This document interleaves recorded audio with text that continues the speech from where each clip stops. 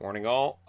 So we got 4 games tonight. It's Friday, of course. Friday is a much easier day to watch and follow hockey than Saturday. So Friday's usually a relatively uh, easy day by my standards, in that I could pay 100% of my attention to pretty much every game. You've got early start, middle, late. So that helps. Anyways, also we've got hometown hockey tomorrow in Langley. I am on the fence about whether or not we're going to go. It kind of depends on how I feel on Saturday morning. It's one of those things where at my age you get up and you go, I'm not doing nothing today. Or, yeah, all right, let's go out. So you got to kind of wait until morning and find out how you feel. But it's in Langley, which isn't that far. And it would be kind of fun to go out and maybe bring along the sticks and see if we get a chance to play some ball hockey while we're there, because they're gonna have a ball hockey court set up on the street. So that sounds like fun. And hometown hockey even said that there's some free time there where people can go out and play. That sounds like fun. So we'll see, right? Let's start things off with Florida and Calgary. The Florida Panthers, of course, played last night against Edmonton. They had a good game, but they lost it. So they had the lead 3 times. They lost the lead 3 times, and then they lose it in overtime, because Florida is one of those teams, they can lose a game that they never trailed in. It's one of those rare things that, yeah, they can do that. They're 17-17-8 after that. Calgary 28-13-4. The Flames are having an amazing season.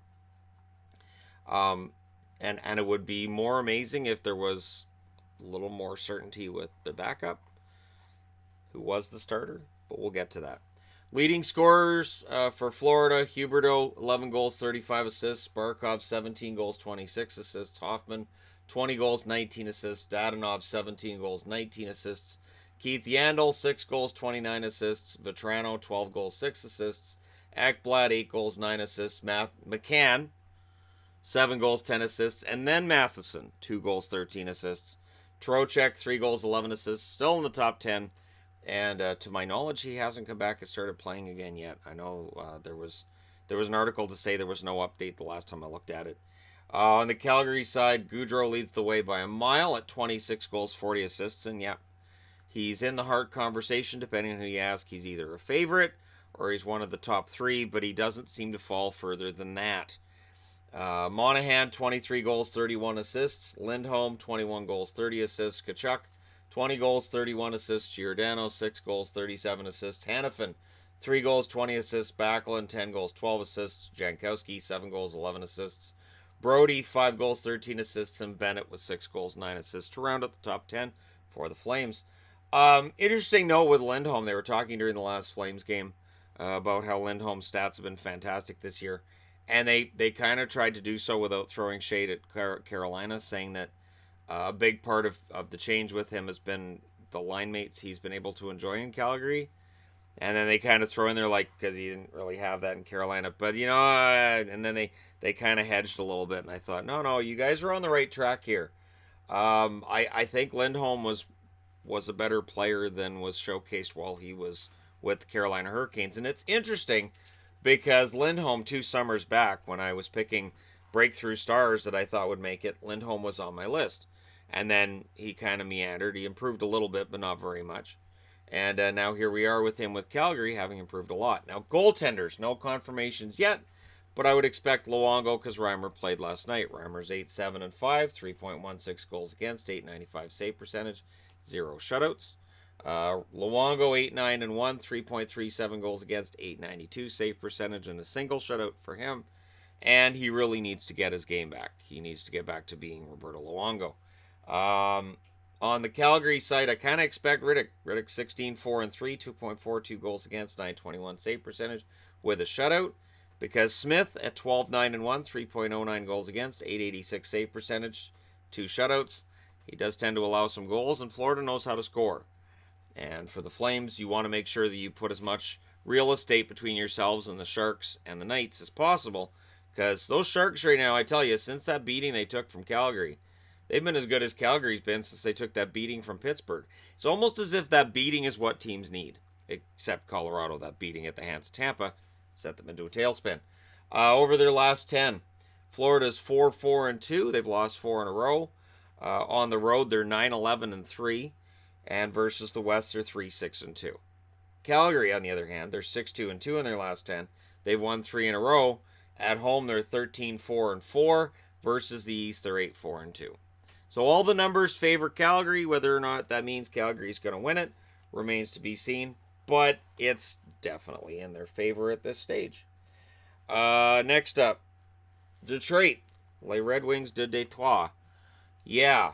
So 16-22-7 Red Wings in against the 27-14-2 Winnipeg Jets.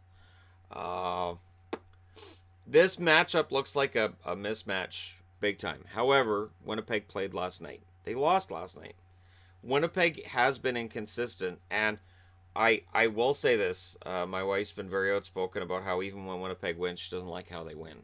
She's been not happy about them letting other teams into games, the amount of goals they're allowing, some of the ways those goals are going in, and now their record is starting to look kind of like what she's been saying. On the Detroit side of things, who are 16-22-7, their leading scorer is Dylan Larkin, 18 goals, 23 assists. Nyquist is next with 10 goals, 27 assists. Athanasiou, 17 goals, 10 assists. Nielsen, 7 goals, 17 assists. Bertuzzi, 10 goals, 12 assists. Vanek, 7 goals, 10 assists. Mantha, 10 goals, 6 assists. Green, 3 goals, 13 assists. Cholowski, 6 goals, 9 assists for him.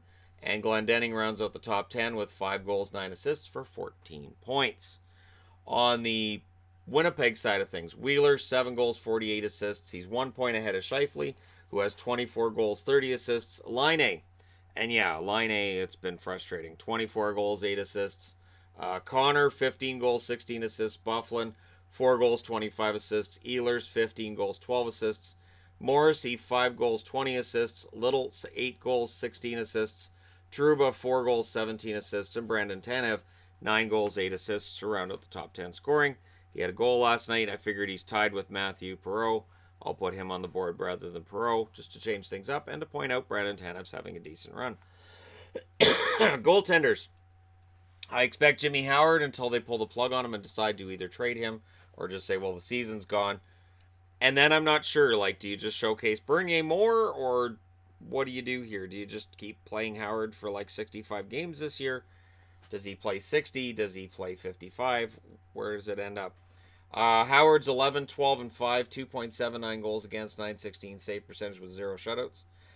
Bernier's got 5-10 and 2 record, which means for Howard to play 60 games, he basically played the whole season from here. 3.57 goals against, 892 save percentage and 0 shutouts. So I'm just speaking just hypothetically when it comes to Howard, not actual literal numbers. Brossoit is confirmed as the starter tonight for Winnipeg. 8-1-1, 2.11 goals against, 939 save percentage, and a shutout. Hellebuck will be the backup. He's 19-13-1, 2.87 goals against, 908 save percentage, with 0 shutouts. I do have great concern about Hellebuck, and I've said it recently, and I'm still saying it now. I know Hellebuck had an amazing season last year. I know he's been a solid goaltender for Winnipeg, but the underlying numbers and some of the goals I've seen going in on him makes me a little bit worried. Last 10 games, Detroit is 2-6-2. They've lost 2 in a row. The good news is if you're a Detroit fan, they usually lose well. They usually don't get blown out. They usually look pretty good. They just don't quite have enough. They're 7-10-3 on the road. They're 6-6-1 versus the West. On the Winnipeg side of things, they're 5-5 in their last 10. They lost last night, of course. At home, they're 15-6-2 versus the East. They're an impressive 10-5-1. So overall, yes, things favor Winnipeg. But I'm starting to wonder if we're seeing kind of a regression for Winnipeg and how far that's going to go. Because over their last 10, even in the wins, they haven't looked fantastic. Next up, Buffalo in against Carolina. So Buffalo looking to prove that, we've turned it around. We're good. We're fine. It's Montreal you need to worry about. Go look at Montreal. Don't worry about us. We're good. And tonight they're in against Carolina. Now, Carolina, of course, is trying to get back into that. The loss last night against Tampa doesn't help, but at least they were leading through 40 minutes. At least Carolina has something to build upon. And it was a nice winning streak they had, and they're trying to start a new one tonight. And it'd be a good time, because if they can win in regulation and make up some ground between themselves and the Buffalo Sabres, all the better. But it's going to be a challenge for them to actually make it into the playoffs. 23-14-6 is Buffalo's record. 20-18-5 is Carolina's. Leading scorers for Buffalo, Eichel, who may very well be back tonight. I have not checked the news yet this morning. I know yesterday I was reading he may very well be cleared for this game. 15 goals, 34 assists for him. Skinner, 29 goals, 13 assists. Reinhart, 9 goals, 31 assists. Ristolainen, 5 goals, 22 assists. Dahlin, 4 goals, 17 assists. Pominville, 9 goals, 9 assists. Okposo, 6 goals, 11 assists. Sherry, 7 goals, 9 assists. Middlestad, 6 goals, 6 assists. And Evan Rodriguez, still there, 2 goals, 10 assists. On the Carolina side, Aho, 16 goals, 29 assists. Teravainen, 10 goals, 24 assists. Williams, 11 goals, 14 assists. Ferland, 12 goals, 8 assists. Svechnikov, 11 goals, 8 assists. Hamilton, 6 goals, 10 assists for Dougie Hamilton. Slavin, 5 goals, 11 assists. Falk, 3 goals, 12 assists. Walmark, 3 goals, 10 assists. So Martinook rounds out the top 10 with 9 goals and 3 assists. Goaltenders, Hutton has been confirmed for this one. Hutton is now 14-12-3, 2.57 goals against, 918 save percentage. I'm going to go right on ahead and say it. Phil Housley really likes Carter Hutton. Plays him a ton. Even though Walmark's numbers are kind of better. Olmark. Oh, that'll throw me off. Walmark and Olmark right next to each other. Olmark's 9-2-3, 2.69 goals against, 924 save percentage, and 2 shutouts. On the Carolina side of things, Mrazek started last night, so I'll go with McElhinney for tonight. Mrazek's now 8-9-2, 2.66 goals against, 902 save percentage with a shutout. And he looked pretty good against Tampa last night. He really did. McElhinney is 10-5-1, 2.25 goals against, 922 save percentage. So Carolina, with 2 goaltenders that weren't there last April, their goaltending's okay. Yeah, I wouldn't have thought with Mrazek and McElhinney that I would have been saying that halfway through a year. But here we are. Over their last 10, Buffalo's 4-5-1. They won their last game. On the road, they're 9-9-3 versus the East. They're 12-9-5.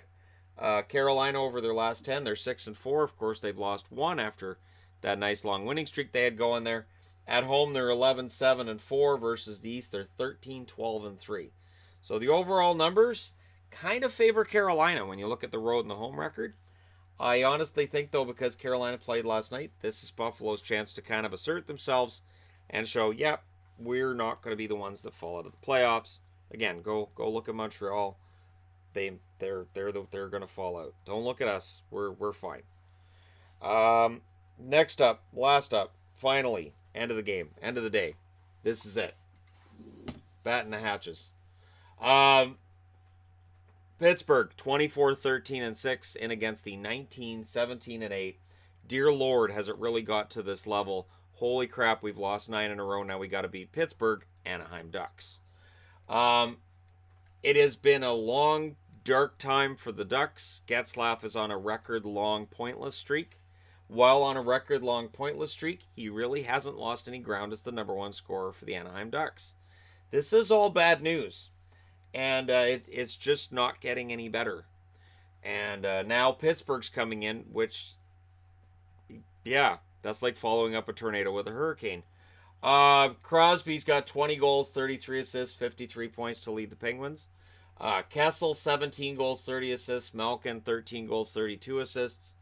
Gensel, 18 goals, 21 assists. Letang, 10 goals, 27 assists. Hornqvist, 15 goals, 11 assists. Rust, 11 goals, 10 assists. He's been on a hot streak lately. Simone, 6 goals, 11 assists. Brassard, 7 goals, 6 assists. And Dumoulin, 1 goal, 11 assists, gets on the board. On the Anaheim side, Getzlaf leads the way with 9 goals, 20 assists.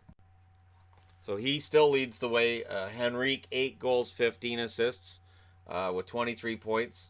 Montour, 5 goals, 16 assists. Raquel, 5 goals, 15 assists. Aberg, 11 goals, 8 assists. Kasha, 11 goals, 8 assists, and Silverberg, 11 goals, 7 assists. So if you have 11 goals in Anaheim, apparently that's the limit. Ritchie, 5 goals, 12 assists. Lindholm, 4 goals, 13 assists. Daniel Sprong's 5 goals, 5 assists. He's still on the board. Sherwood has 5 goals, 5 assists as well. It's been a while since Anaheim had a really good game.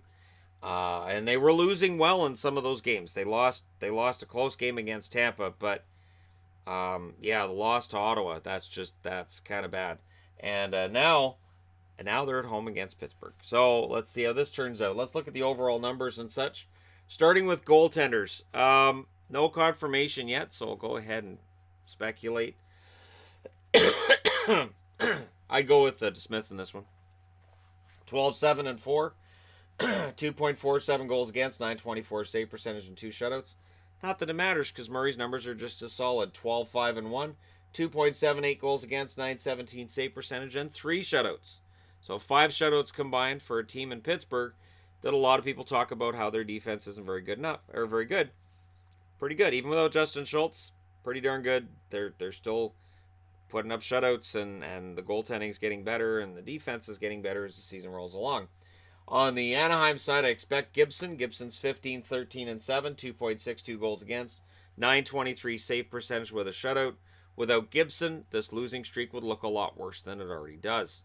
Backed up by Johnson. Johnson's 2 and 8, 3.36 goals against, 888 save percentage with a single shutout. Last 10. This is where it looks really ugly. Pittsburgh's 9 and 1. They won their last game, of course. On the road, they're 11-5-4 versus the West. 13-4-1. That's bad because on the Anaheim side, they are 1-6-3 in their last 10. They've lost 9 in a row. At home, they're 10-6-8 versus the East, they're 10-6-4. And if you're wondering, how in the world is Randy Carlyle still the coach? I don't have an answer to that. I don't have a satisfactory answer for that. I would think with 9 losses in a row and threatening to fall right out of a playoff race that they'd make a move. But again, general manager might very well be looking around the league, looking at other teams and saying, you know what? If Hitch couldn't really turn around the Oilers long term, we'll just stick with Carlisle the rest of the year and figure it out in the offseason if things don't work out. That may very well be the thinking. We'll see, right? Let me know what you guys think in the comments section below. As always, don't forget to hit like and subscribe if you're browsing your way through. Just happen upon this video. And thank you guys so much for watching. I'll talk to you again soon.